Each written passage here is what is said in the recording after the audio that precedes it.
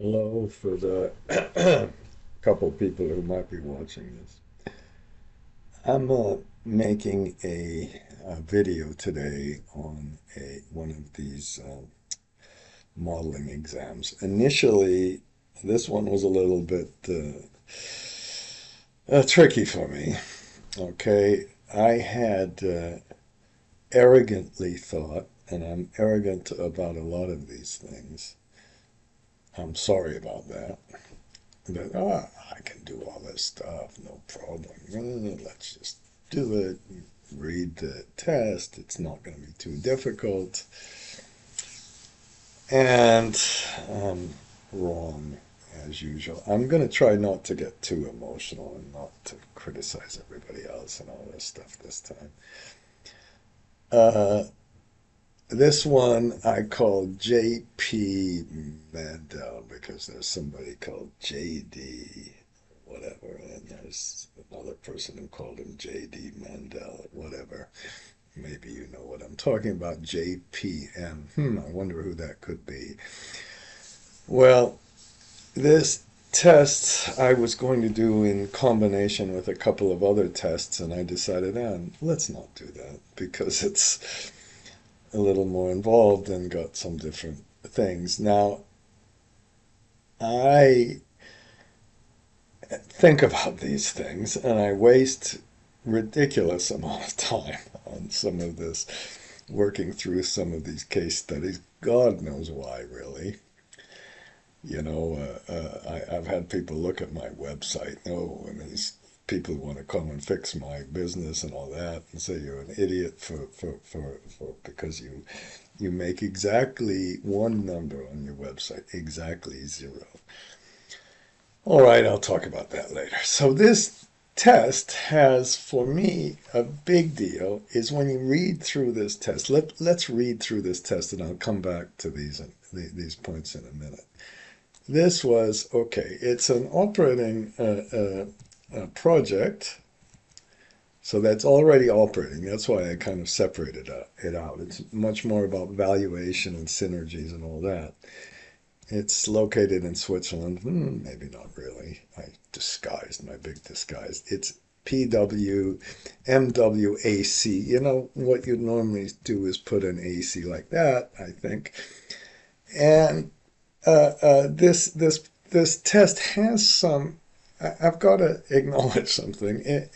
They put some stuff in these tests. Maybe they're true, maybe they're not, but it's got a lot of tests about things about how these things might operate. Your assignment is to create a detailed valuation model with integrated financial statements. Integrated income statement, balance sheet, SCF. I'm really sorry. I know a cash flow statement. What does SCF? Okay, whatever.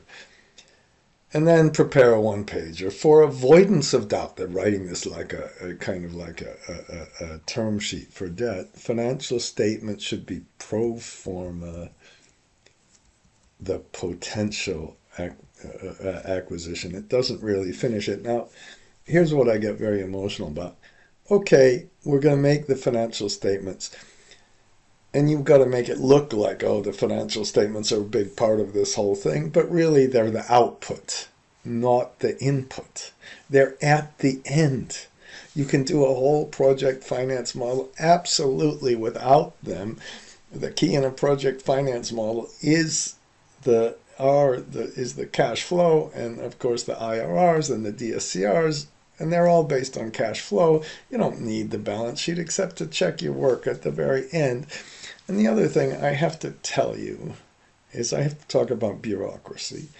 Shell Oil, when I taught them many, many years ago, this disgusting company really that got conned into thinking it could make renewable energy projects yield the same as oil projects when they have such entirely different risks, entirely different financial profiles, entirely different terminal values. Enough of that. But they said, oh, Every single thing on the balance sheet should be already defined. The closing balance of the debt, the closing balance of the equity, the closing balance of the assets, the closing balance of the working capital, the closing balance of blah, blah, blah. And I believed them. And I thought, okay, every time we do a balance sheet, everything is already defined, and then let's just plop it back in. But if we're going to make one of these tests, don't. It's a big lesson. Please don't follow some of your bureaucracy. Don't follow what you've learned in university. Figure out an efficient way to do this stuff and just stick it at the end. Valuation should be done using a DDM. Now, I had to think about that. Dividend discount. That means you're going to use equity cash flow. But then they said enterprise value. Okay, alongside the relevant returns and sensitivities that a prospective buyer. So they said DDM, but obviously if you're going to compute enterprise value, you're going to use the free cash flow to the firm. Okay, use your discretion on which sensitivities to highlight for the asset, for pricing the asset. Oh, triangulate. That word just drives me crazy. Between precedent transactions, bottom-up methodology. Specifically, you're allowed to do desktop research. Oh, Jesus. You know, here's the way project finance really works. You kind of work with the client and see what their IRR requirement is, which will be too high. So your numbers will be distorted. And you using CAPM, I've talked about that elsewhere. What a stupid waste of time. For the return analysis, use 7 years. So, you're going to have to do some work with timelines and put an exit flag in there, an entry flag, and all of that. So that's going to be an important thing. And when you read through these exams, you want to really kind of think about what you're going to have to add. And you need to practice enough to say, okay, any timeline, I'm not afraid of any timeline. I'm not afraid of putting in a terminal value. I'm not afraid of computing equity value and enterprise value, all the rest of this. You're expected to provide points, which would be typical with respect to model inputs. You've been handed a whole bunch of them, several operational opportunities, and should be appropriately captured in your model, and then you're given it. Now, I didn't get the historic balance sheet. Please note the numbers should be presented in USD. Now, they presented all these numbers. Switzerland apparently went to the rand. I don't know what happened there. So, obviously, okay, whatever, you have 6 hours, 6 hours. I thought, oh my gosh, you got 6 hours. What a ruined day. They're going to totally ruin your day. And maybe they've already got somebody else for this job anyway, and they're just going to ruin your day. Okay, you might reach out, the case was defined, and then, okay, enough of that. So you've got some operational asset stuff, 35 years. That's kind of interesting that they're using that for a solar. I've seen longer. Okay, that's great. And then they give you the GWH, and I suppose you're supposed to take the GWH divided by 8760, convert it into MW, and then you can get MWH divided by MW. And when you do this, think about it right now. Things seem to be in MW.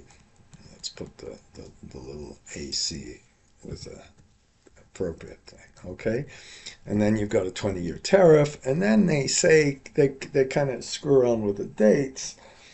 Now, up here you saw that the COD was 1 January when this 21, and this is basically 1 January 24.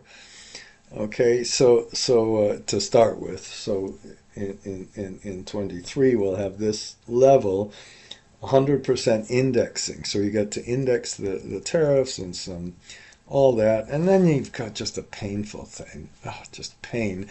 And what I'm going to do here is just work through this. And then they say MWPA. That's all fine. One thing that's a little bit different is they have this agency fee. I left it in O&M. It's really, come on, please. This is clearly debt service. It's a fee that you pay to the banks. How can this be part of O&M? We'll leave it, okay, because it's kind of a pain to take it out. Different inflation rates and different and affect FX. So that's one of the reasons I did this test, was to make sure that we can model the FX okay, and then we have some depreciation. Now this could be, there's another issue with depreciation. Are you going to, when you make an acquisition, are you going to make this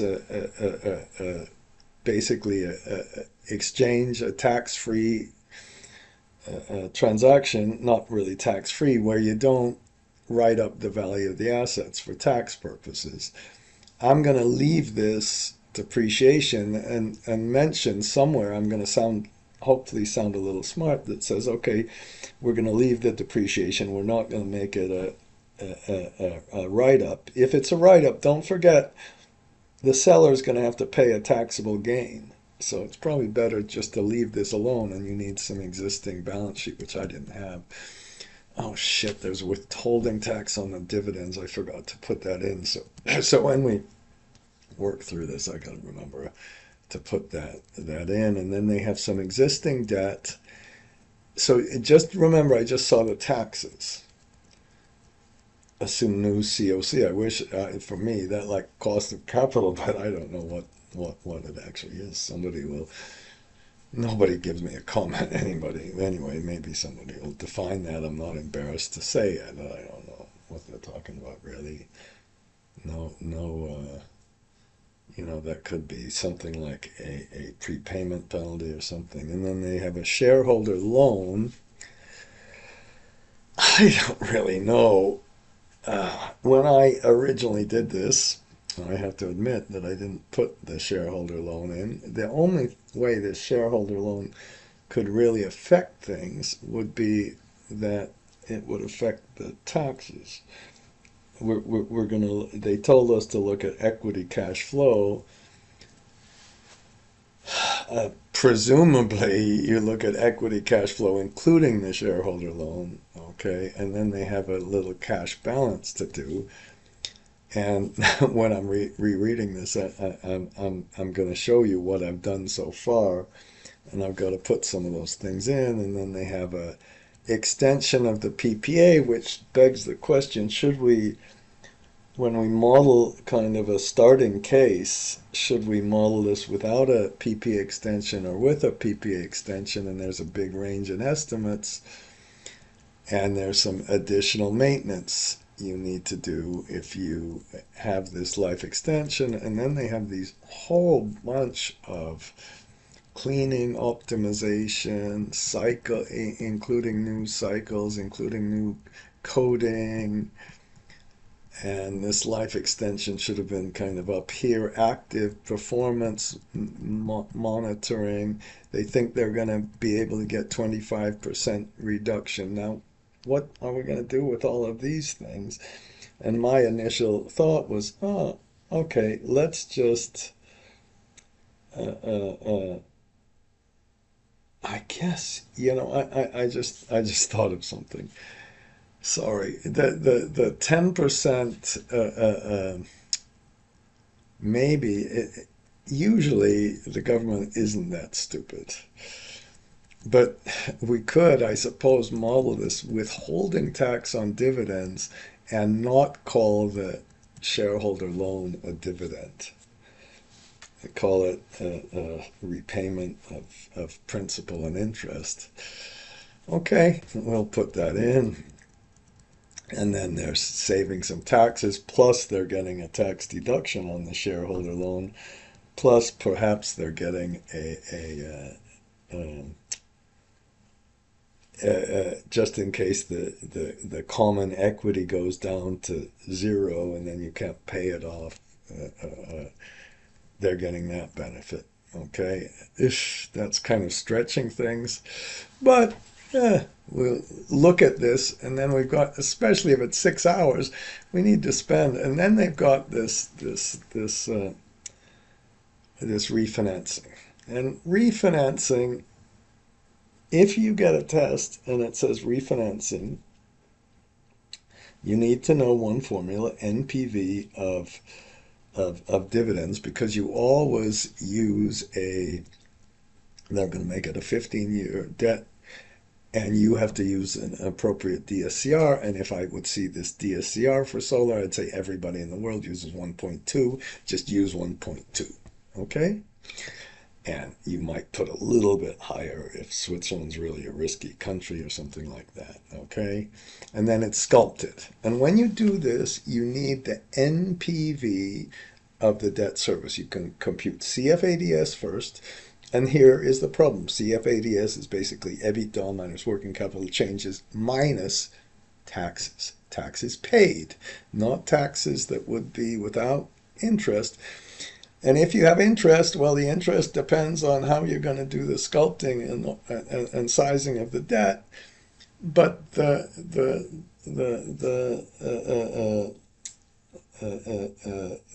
CFADS is after tax, so the interest is, of course, comes from the debt. But then the interest it affects the debt size itself, and you have a kind of a classic circular reference. And what are you going to do about that? And when you have a big model, it might be a little hard. So I hope this is okay. And then they have these interesting things, which are by far the most interesting data in the whole thing. The discount rate in USD, not in Rand, which Switzerland went to the Rand, they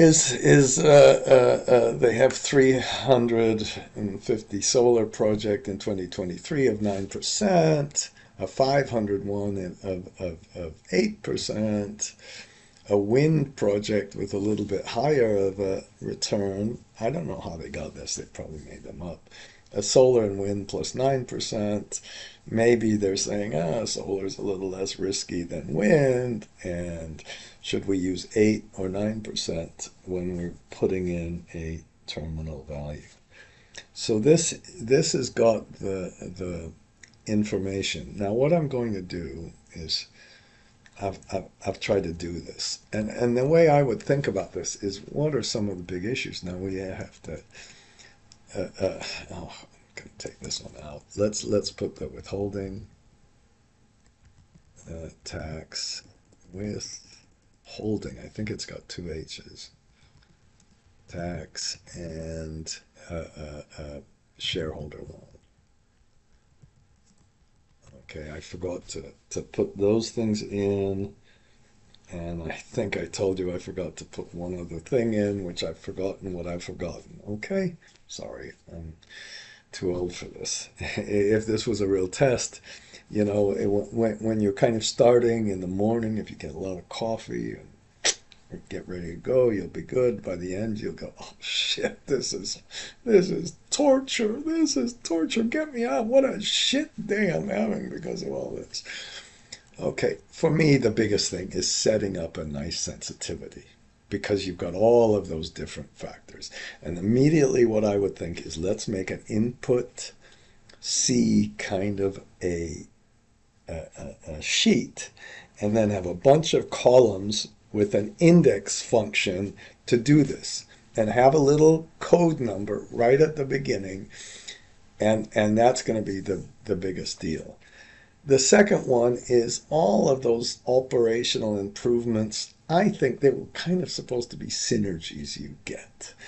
Getting a synergy from the most boring project in the world, which would be a solar project. That doesn't mean, as this case demonstrates, that it's easy if it's just boring. But to find synergies when you've got a bunch of panels sitting there and they have to be cleaned occasionally, maybe not.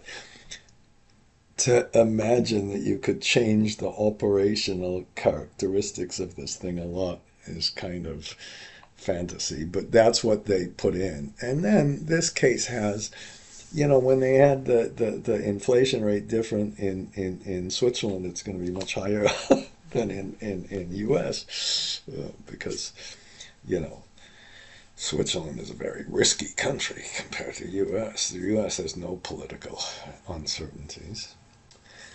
Uh, we're going to have an exchange rate that changes. And then when they put their balance sheet and when they told you to do everything in USD, oh shit, you're going to have these exchange rate differences because all of the debt was in Rand. All of the depreciation and the taxes are in Rand. And when you convert it to USD, you're going to have a change in the valuation of those assets, and that will cause those exchange rate gains and losses. So that stupid old balance sheet and income statement will be a little more complicated. And then they told us to value this whole thing with different discount rates. It's a presentation. I told you when you do the refinancing, you're going to have circular references. How you're going to present the sensitivities for me is a little bit of a big deal. And we'll work on some of these, okay? So now I have made a file. And in the file, okay, all right, I'm going the first thing, if it's 6 hours, I don't think, you know, they're going to probably, I wonder if they're going to make you turn your camera on or something else and hear you swear or something. I don't know, hopefully that. But go get this generic macros, please. And when you get it, you open it, and you press this button, and that means if you see these things on the top here, that means it's all working. And then the first thing you can do, if you want, no, the last thing you can do is you can go and click on a table of contents here. And the reason I'm showing you this is when you set up your file, make three little, kind of things at the three little short columns. If you're one of these Excel people, you'll write how big they are and all that, and then just press yes, and you'll get a nice little table of contents with all of the stuff in there, okay? And so in the working section, we'll have a whole timeline. So I put a lot of these things in. I did not do the final valuation, and I did not do the sensitivity analysis. And I'm going to right now explain a little how some of this stuff works. So the first thing to do is to go through this thing, and what I would do is just start with a base case, put all the information about the timing first. So we had an operating period, we had a PPA period, and that starts, remember, it starts in the first year. Then we had a transaction date, and then we had a holding period after the transaction date, and we had a historic period, which I just said was 3 years. So we have 3 years, 2021, 22, 23. Then we're in the transaction, and getting those timing things is really important. And then you go into the capacities, and they had the regular old thing. They had 325, so you just plop that in. And then to compute the yield, you just say, okay, let's take that. Well, that's in gigawatt hours per annum. And we show we're smart enough to compute the yield. And then they had I computed a capacity factor, which is just this divided by 8760. This is the kilowatt hours divided by the kilowatts. So this is like hours, the real units, kWh divided by K, which could be MWH divided by MW or GWH divided by GW. The unit is hours, and if you want to see what a typical hour is, you divide that by 8760, and then you put the degradation. And then here, this was confusing the heck out of me. I even went to Google and I didn't get an answer. Maybe I should have gone to DeepSeek. when they said this stuff here, when they go down and tell you that they're going to increase their operational stuff, which is it's just tedious. They say PP. At first I thought, well, maybe points per something, PP. And I finally said, it almost has to be a percent of the yield. So they increase it by 1 to 3%. That's what I assumed. And I might have to kind of write that down and admit, okay, I would have to ask you what PP means. Okay. So then what I did was kept the base case okay. And then when we put these other things in here, what I did was I made a conditional format. And the conditional format says, suppose I'll show you this, to show you when you've changed something from the base case. So this manage rules is, I've got kind of, where is it? And come on, I'll just do it. Okay, this basically says you basically select the whole area here. Okay, not the base case. You should select the whole area here. Oh, my fancy light just went off. Okay, you take that whole area and you want to highlight things that change. And when you do this, you go to Home and you go to Conditional Formatting and you go to New Rule. And before I do this, I'm going to go back up to the top because otherwise it kind of gets screwed up, at least for me. I go to Home, Conditional Formatting, and then I make a new rule and use a formula. And on this formula, I say, well, let's take this one and let's take all the dollar signs away and then put a not equal and click on this one and just make that only that column. And then when I do that, I go to a format and I formatted this with a purple. So that's how you do that one. Okay, and then the other thing, I did a conditional format to show what scenario we're on. So you, as normal, I'm going to put 1, which means I'm going to go to the base case, and this just highlights which case I'm on. It's again a conditional formatting, and this number with a fixed row and a flexible column has to equal this number, which is just purely fixed, and you can look at that. Okay, so we've got all these different scenarios, and I thought, what would be really good is to compound them, but then I said, oh, that's going to be such a pain. Let's just finally make a best case.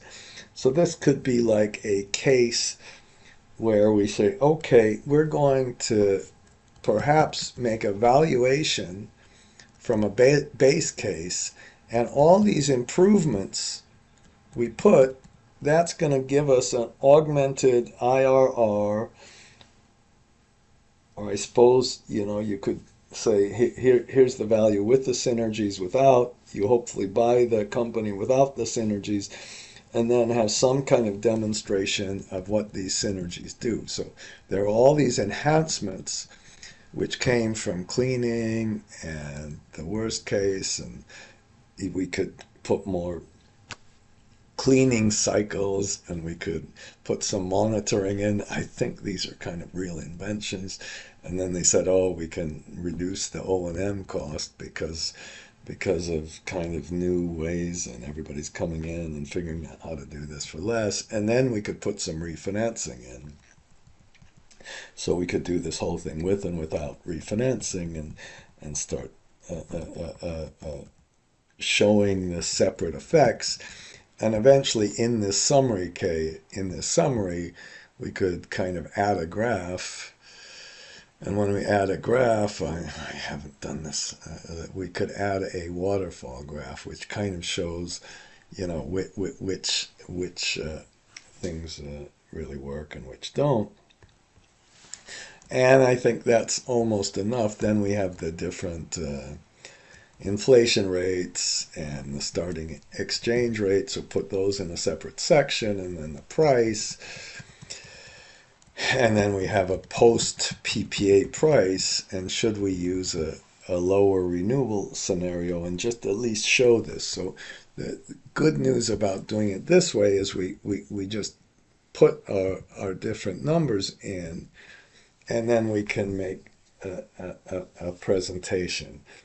And now I'm freaking myself out a little bit, realizing that I'm afraid to do this on the video because it would get so boring. Maybe I could do it really, really quickly.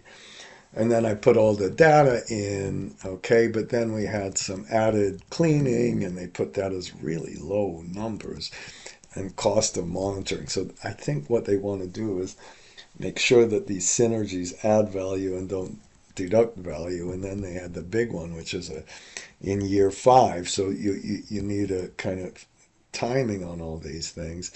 And then they had some existing debt and acquisition financing.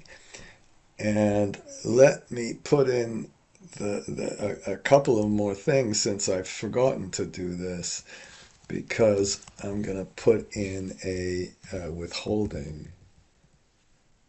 Oh no, I had it up here already. I'm sorry. And then, well, I better put the shareholder loan here, which I've conveniently kind of forgotten. And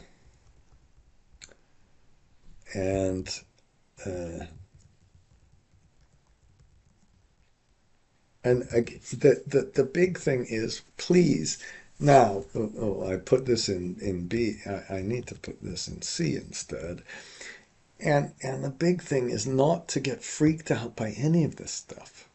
Really, it's really hard. I'm not saying that that's not difficult.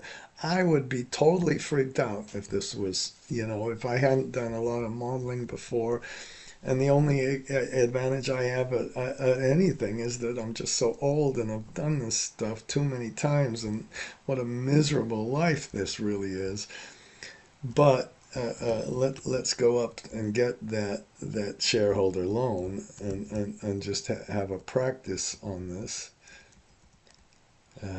Existing finance shareholder loan. So we got a 5% interest, and the size of the shareholder loan will be a maximum shareholder loan to acquisition capital, to basically not pure equity.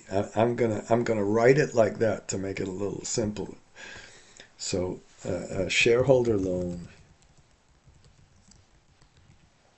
divided by acquisition pure equity. How's that?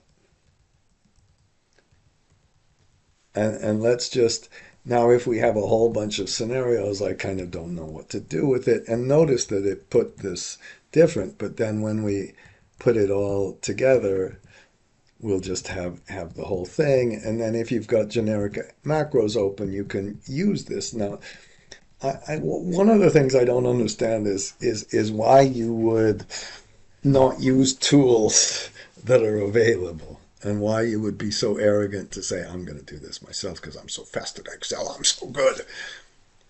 And maybe you can make all these colors appear in like 1 second, just like I did. Just a minute. I'll do this in a minute. So this is like a times, and then we'll have shareholder loan interest rate.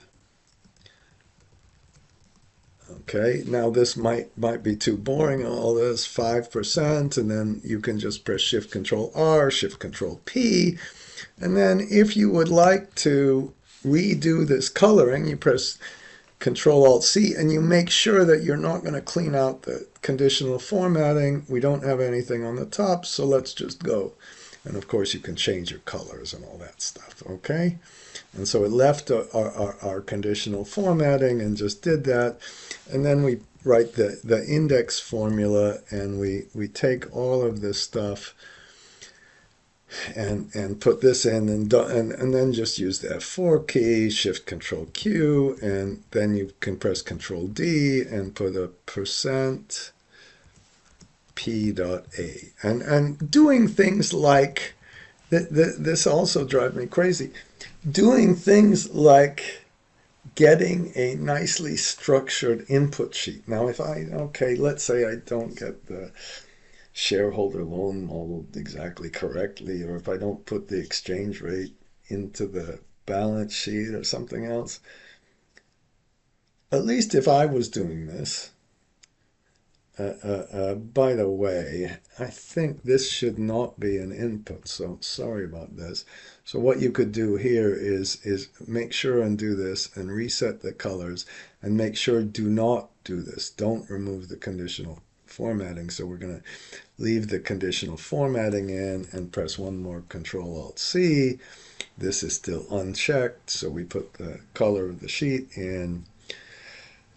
And now, we now this is clearly not a input, and the inputs are clearly over here, and demonstrating that you can do these kind of things effectively would be a really big deal. And I bet you 9 out of 10 people will be arrogant and say, I've got my own little tools. I don't need all your coloring. I don't like your coloring. I don't need all of that stuff. I don't need you this. If you go down here and press Shift Control D, you can get the kind of fancy stuff here. But this, if this horrible, horrible, horrible, I got the most disgusting, and I can say this, and I'll probably get people really angry. I saw in South Africa, well, they already have the rand in South Africa. I saw a hydrogen model made by PwC. I shouldn't say it like that, but it was beautiful. And when I saw an outline on a course for PwC, and they say, oh, first impressions are a really big deal. Oh my God, I just about threw up. This model was the biggest piece of shit I've ever seen. But it looked good. Okay, all right. Then on the financial statements, eventually we'll get all of these done. I don't have the shareholder loan here, so I guess we're going to have to separate the equity from the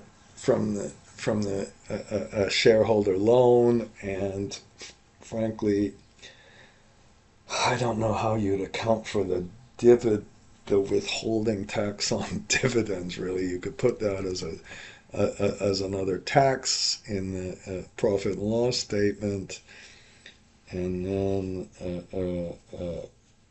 put the dividends after tax, or you could just put everything before tax and say, okay, we know that for valuation purposes you get a little bit less.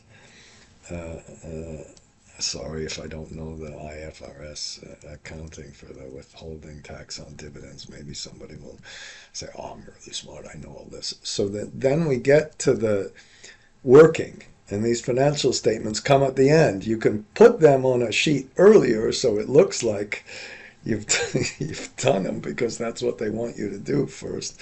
And in this case, you notice I have a gain and a loss on the exchange, which was a real pain to do. And I have I have a balance sheet that balances, and that makes you happy. And I can even put like maybe a sum column if I put equal and I should go all the way. I go all the way to the end like that. Why not? It doesn't make Excel any slower or anything else. The light just switched on by itself. This optimized thing is because we have a circular reference, okay, and we get we get a historic period, okay, and then we get a transaction period, which will, I'm gonna make it. I guess I we could make it at the very end of 2023, really. And if we were fancy, we'd put December 1st and January. And so I think this is wrong. I think, and we almost, you probably almost want to put this just as a year, but it worked much better as a date. And I'm gonna make this 2023, okay? And look, it all was different. That conditional formatting, I think, worked nicer than I thought it would. And then I'm going to press Shift Control R, perhaps, and then get them all to be the same, okay? I didn't realize I'm going to kind of be auditing the sheet here. So we just had a couple of years of history, and then we put our transaction period in. And then, for me, it's a really big deal to put in right at the top the exchange rate. So when we get into our modeling later on, these are all in Swiss rand, I guess, and then we can switch to USD just by taking any of the numbers and just dividing and see what that exchange rate is right at the very top. And this exchange rate, if you use PPP exchange rate, I'm sorry, they basically they said the exchange rate was in 2023, and it says if it's the and I think I should have put this in. You want it at the end of 2023. Why did I use K? Oh, if it's the historic period, don't do anything. Otherwise, take the last exchange rate, multiply it by 1 plus the Swiss rand divided by 1 plus the USD inflation rate. And then you get your changing exchange rate, and you can just show at least you're smart before that. And then we take all of these numbers. You notice if they're blue numbers, they come from the other sheet. So you've done a nice little formatting. You know, perhaps you can do that manually or anything else because you're so fast you can do it manually. What an idiot you would be if you did that. In this case, we don't really have a initial period where we're financing the construction. This is a valuation exercise, so it's already existing. And then we put our capacity in, and we go out 35 years. We put our amount before degradation, put the degradation in, which is kind of at the end of the year, 0.3%, get the yield after degradation. And then I'm going to do something very, very controversial right now. I'm going to put in the developer, I'm going to put a little spinner box. Oh my gosh, you're totally not allowed to do that. Okay, and I just don't understand why people don't use this. I cannot understand this. So we'll go from 1, and we can make extra scenarios. We've got about 12. I'm going to make it go to 15. And then I'm going to go to a different sheet and back to the other sheet. And that's the only, well, it's not the only spinner box. I'm also going to use a spinner box for the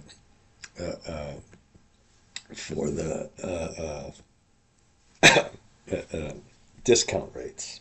I think showing you that's kind of what they wanted. What happens if we, and the whole valuation is driven by discount rates. So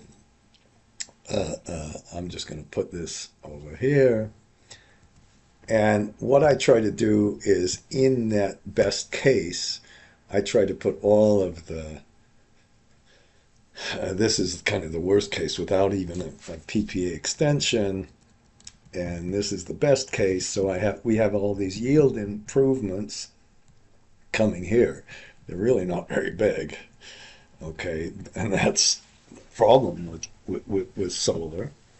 Okay, my stomach's hurting. I'm going to have to pause for a second. Now,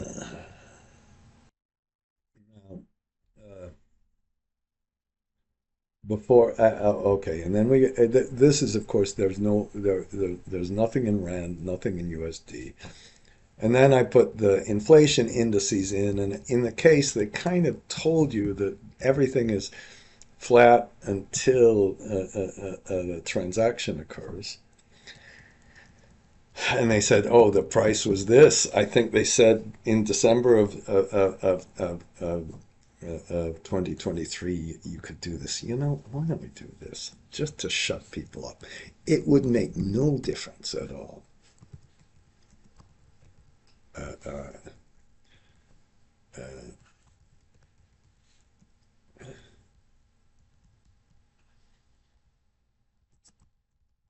Sorry, I can't. Now, what I'm going to do, I'm going to have to add some crap here, and I'm really reluctant to do it. I hate this so much.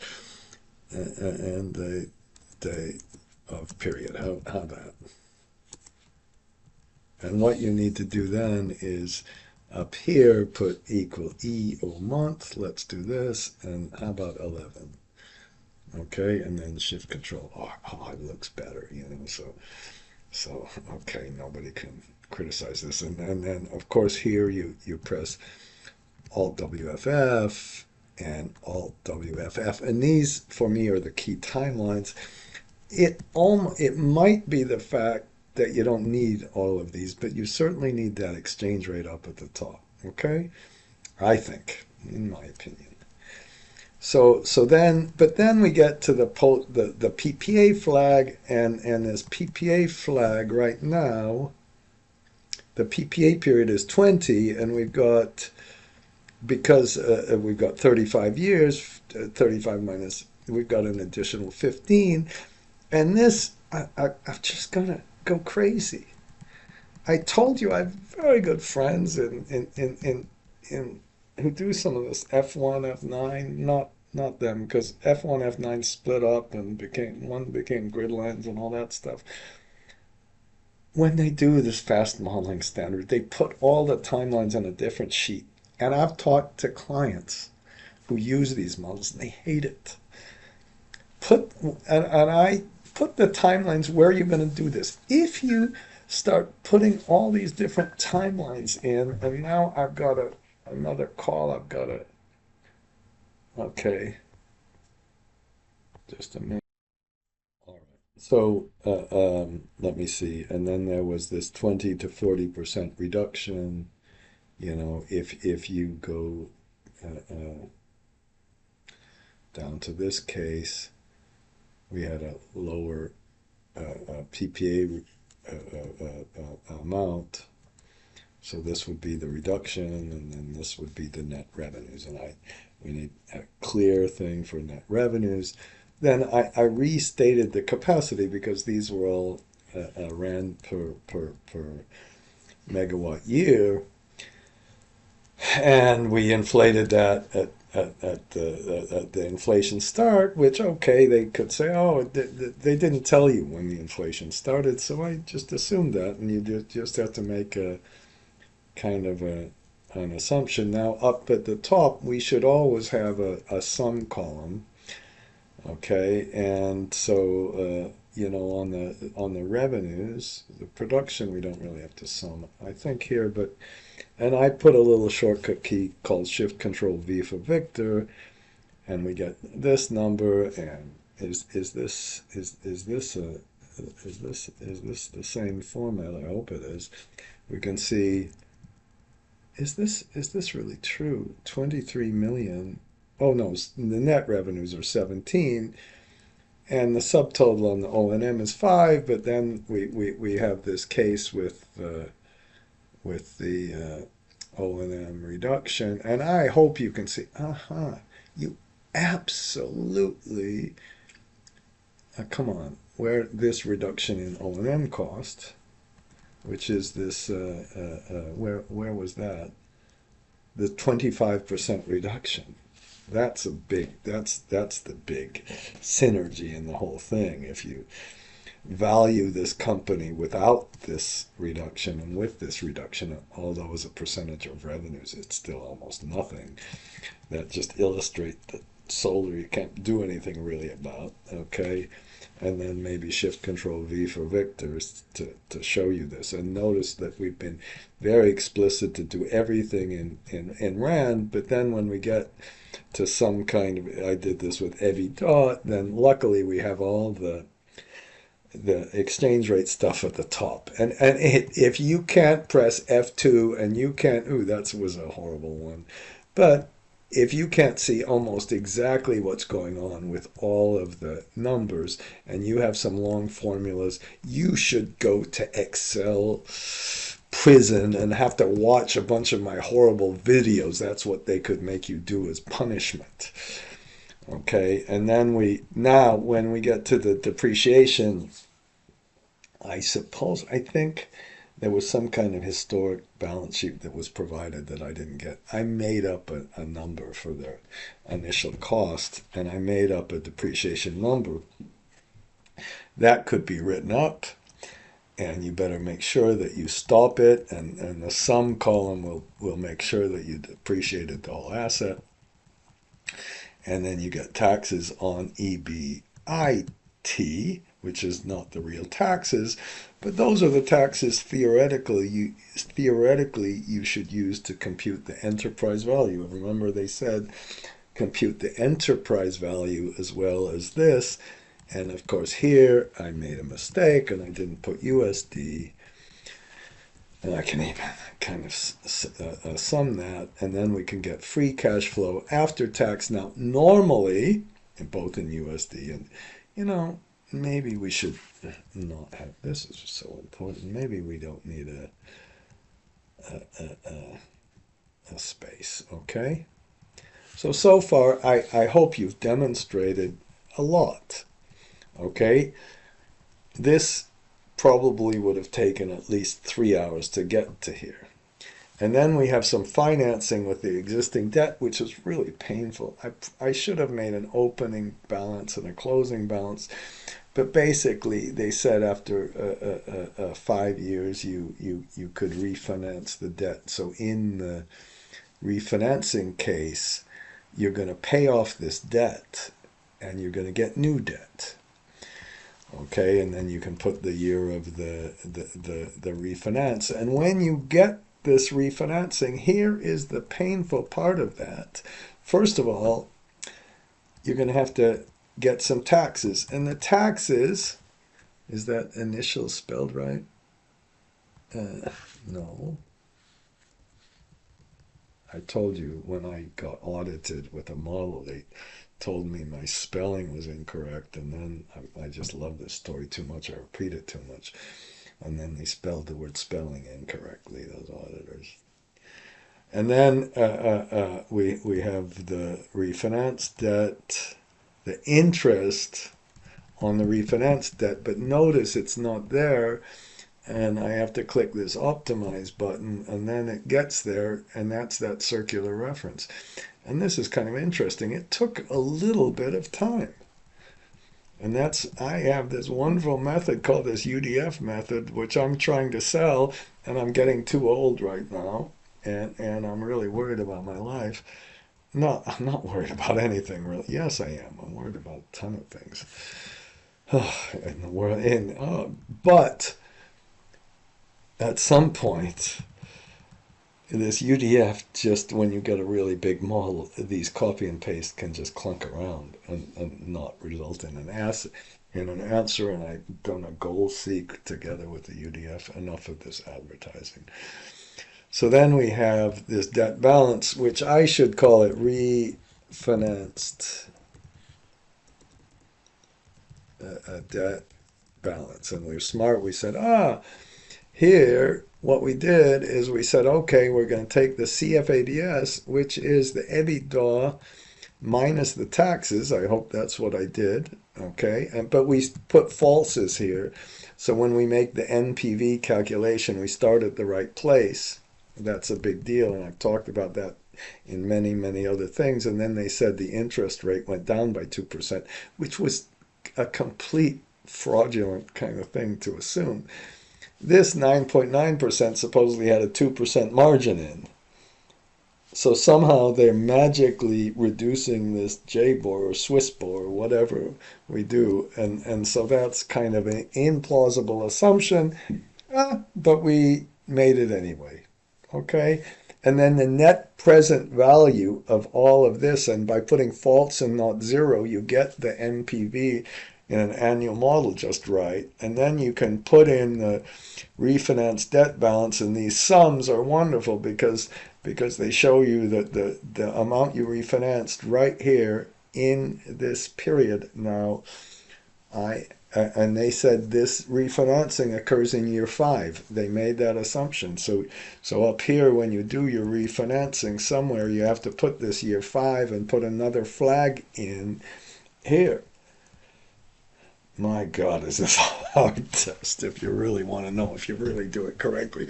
I I would bet you that the person making the test didn't think through this and didn't think through the taxes and the refinancing. And it did they really expect you to get this circular reference correct? And down in this circular reference, then you get the interest, and you can put the computed interest. This is the computed interest, but then there's another circular reference for the debt balance itself. And then down here, these are fixed numbers, and what you do is you right click here and go to assign macro and edit, and you can see that you copy and paste. And at first I can't tell you how I think about this. I hate doing these things. Even though they're about the easiest things to do, you always make the fixed equal the computed, and you kind of show how smart you are by putting a big circular reference block kind of at the end of it. And then we're kind of almost there, except for a little bit of this shareholder debt and all this. But then you can get how much equity cash flow we get. And the first thing we have to do for the equity cash flow is compute the taxes a little bit. And then I take the EBITDA minus the taxes and all of that and get the final equity cash flow. Now, what I didn't do is put shareholder debt in here, and I didn't put the dividends, the withholding tax on the dividends. So I'm going to have to add that in. And then we can put in different discount rates. And right now you can see I've done something really bad, because when I threw that in, I didn't take it from the very bottom of our sheet. And I suppose what I'll have to do then is at the very end kind of do another, really the biggest important thing in the whole thing, which is coloring the sheet. Okay, and where did I put the discount rates? I put them way down here at the end. There's 10%. No, the exit. This is the exit discount rate that we use for the terminal value. The lower this, the higher the value, the higher the terminal value, then our project will look good. We can pay more for it. And then we're supposed to do a whole CAPM piece of shit on this. And what I would do, well, I would get in big trouble for this. I would say, screw that. You've given me the real data. I'm going to put a little bit higher number in here, and it's idiotic. If we're buying this asset after, well, it's okay. It's only after 2 years. We only have 2 years of history. By the time you have more years of history,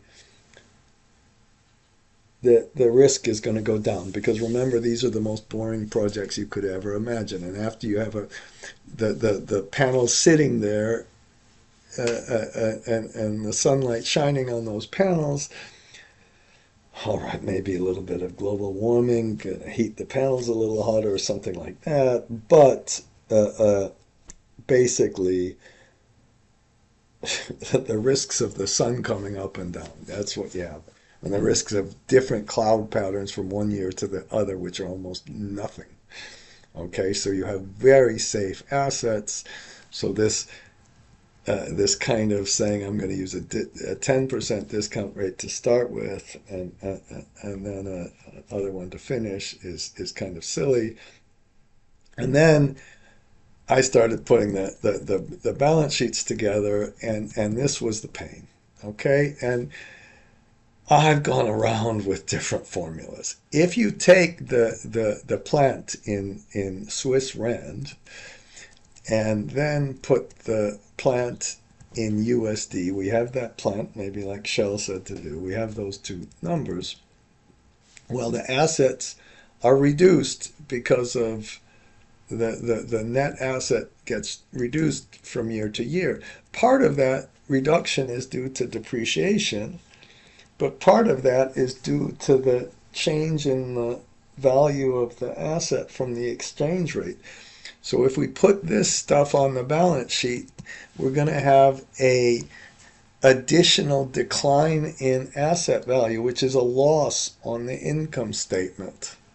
And you can go all crazy about IFRS and all that stuff, but that loss is going to have to appear somewhere if we put this stuff on the balance sheet. And then when we do the same thing with the loans, it's almost the same thing. We have the loan balance, and the loan balance goes up and down. The changes in the debt here occur over here, they go down.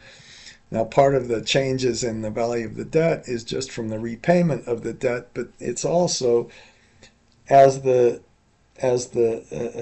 exchange rate increases, we get a lower value of debt. Now, do you really think that they expected you to put these exchange rate adjustments in? If we would have done the balance sheet just in Rand, it would have been very, very easy, but they had that one horrible little comment that says do this in USD. And for me, if you just test whether it works, and then finally I get the equity cash flow and the dividends, okay? And the dividends, that's dividends, how about before withholding tax, okay? And then you just kind of take all this over here and you put it all together. And what should I say about this? What should I say? I'm going to then, I've got my Gerald's thing here, and I've got a video of this one. Let me see. Is this the thing? How about this? Okay. Here's my website too. So here's what I'm going to do. I'm going to put this in corporate finance. I'll put it in here. Hellish corporate modeling in interviews. Maybe I'll change this to valuation or M&A, because here, you know, if you put this one, if you go to this one, I've put stuff here. I think if you just click on here, I've got a whole bunch of stuff. Okay, and whatever.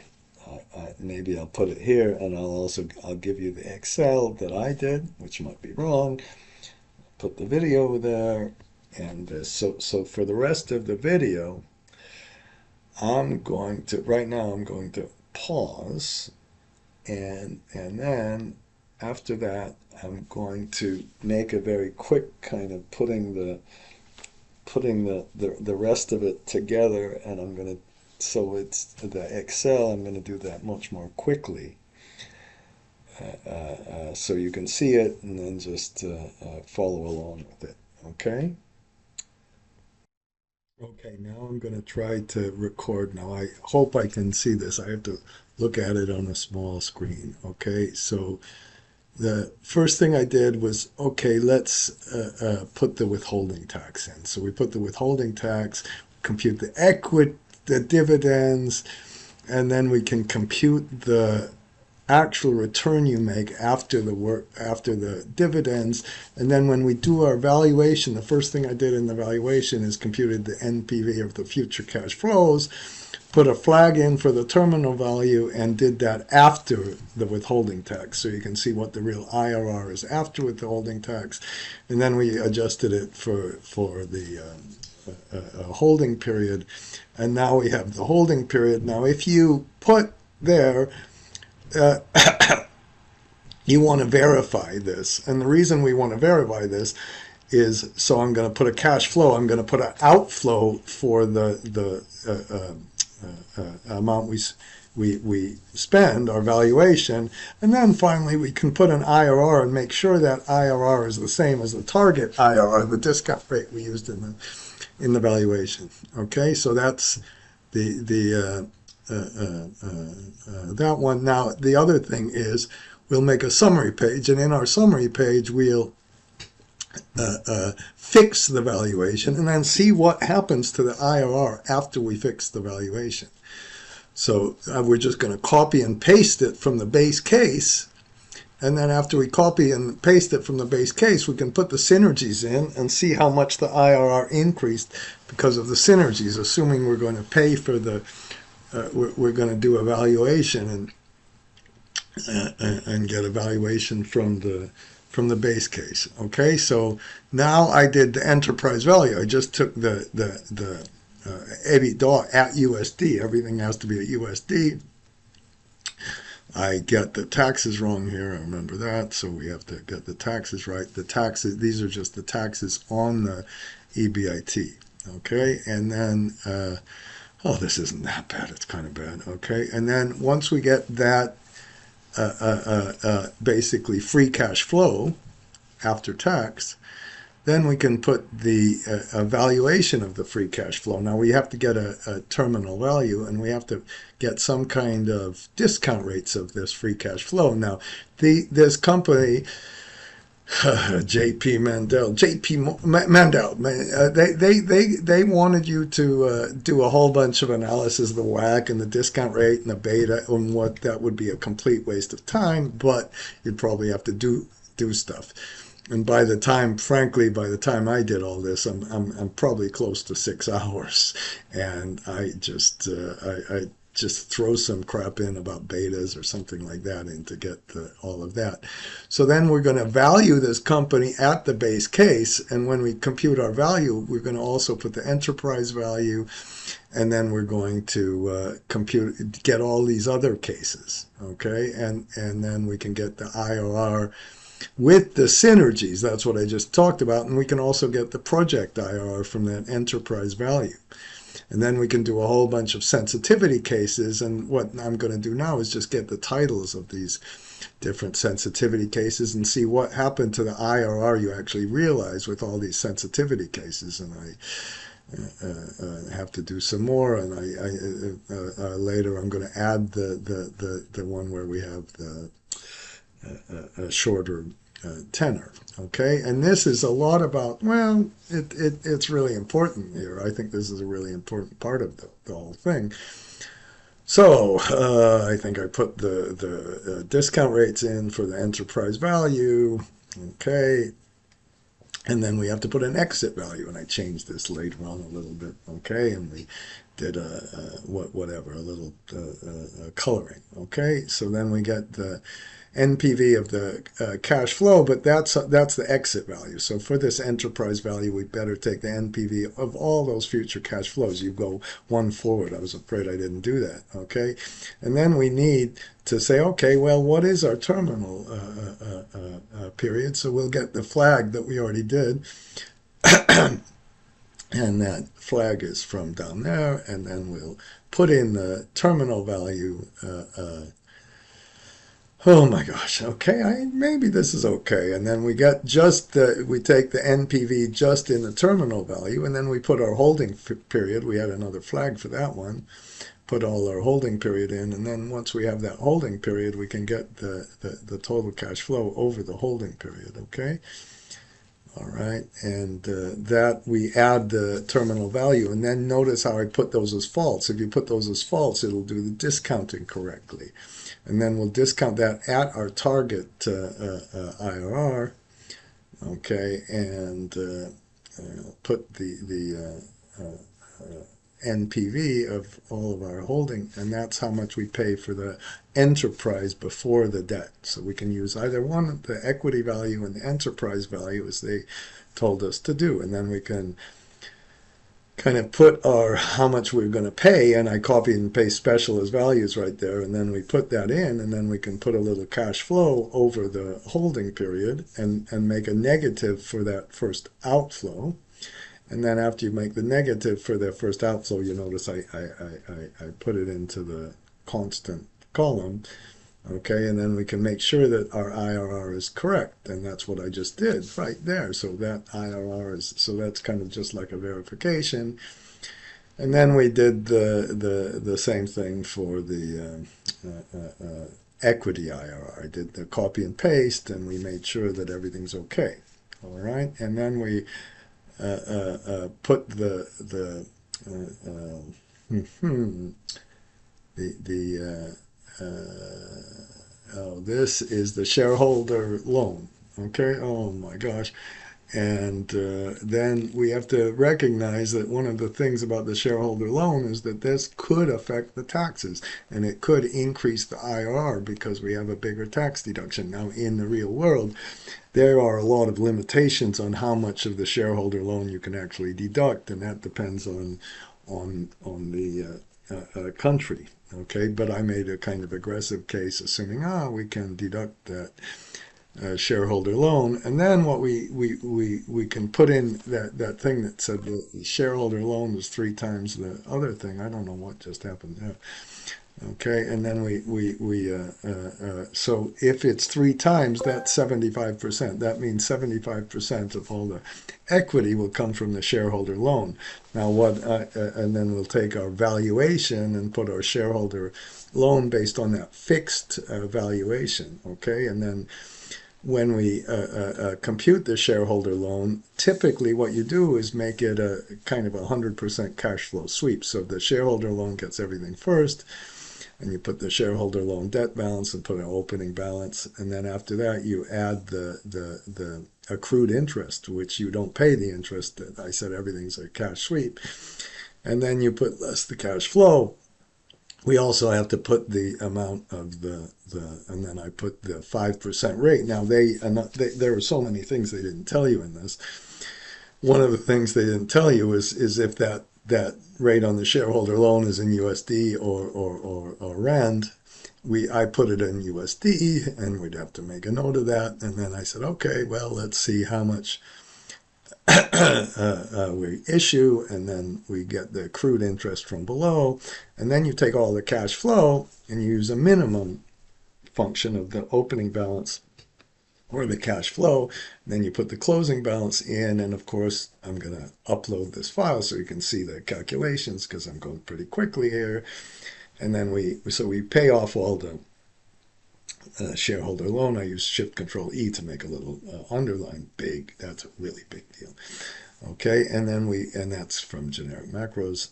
And then we take and I did this wrong at first, but we take the equity cash flow, and you don't subtract the accrued interest. You subtract the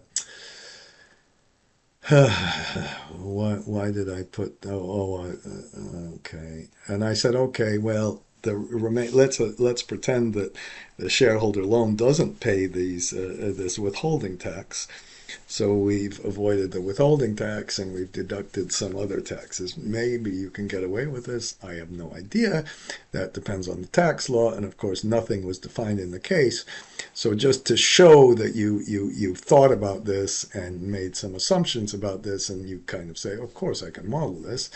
And I understand that a lot of this shareholder loan will be about accounting and about taxes. Okay, and basically we're getting a tax on all the equity returns. We're kind of getting a tax on dividends when we really do that, if we do that. And then we can see what's left over finally, which is I call the holding period cash flow after the shareholder loan, and I included the shareholder loan as equity. So I didn't go and say, okay, we have one return on equity for pure equity and another for shareholder loan. That's a little too much, I think. And then we put the IRR after the shareholder loan, and we get something just a little bit higher than our IRR before because of these taxes. And then I put the taxes. I was expecting to get a circular reference. I didn't for some reason. Okay, maybe I did something wrong. You can check these numbers. Some people send me these emails and say, oh, I checked your numbers. You made a mistake. So, okay, screw it. Sure I did. Now let's go back and put this in. And then what you do is now you can what I did is I put that little spinner box in for our different scenarios, and then I said, okay, well, let's look at the value first, which is that fixed number, and then let's look at the enterprise value, but when we compute the enterprise value, let's take out the debt. Okay, and I took the debt out just from the balance sheet to be a little lazy, and then we can compare the equity value to the enterprise value, and it looked like the enterprise value was giving a lot lower returns, but I made a mistake. I didn't make a mistake. Well, yes, I did, but I made a mistake because of the damn way the thing was written. Okay, and I'm being arrogant now, but so down here we can get the actual, yeah, we can look at all these other cases. Okay, and then we can say, okay, what's the IRR and the project IRR and the equity IRR for all these other cases. And then we just run this thing, and now the problem is that you've got that little optimized thing that you have to run. That's that little circular reference. So you can do this. Now, the real reason for this whole case is it's a ridiculous case. I couldn't imagine anybody doing all this stuff. I couldn't imagine. They wrote it so badly, you couldn't imagine that they were expecting this to be done, although this is the correct way to do it, and it's got a lot of ways you might look at valuation, okay? And that's kind of what I like about this case. So we're going to show you the kind of way to summarize this. And then, now what I just did, I think here, was to say, okay, just a minute. The big mistake in writing up this case is they didn't tell you, if you don't have a refinance, what you're going to do about the amortization of that existing debt. You can't just leave the debt up there with never being repaid. Okay, and that debt was a big amount. It would have to be repaid. So I just made a simple kind of assumption. I said, you idiots, you didn't write the case up correctly. I don't think it would be a good idea to call them idiots, but they are. Okay, there's a bunch of stuff that's just not there. And obviously the person who wrote this case never filled it out and never really looked at it. They just threw things together and said, oh, so fancy. Okay, because what I was doing is getting crazy answers with and without the IRR. Okay, blah blah blah, with and without the refinancing. So I had to go and put an opening balance and a closing balance, which I should have done. I was lazy, and that laziness just cost me.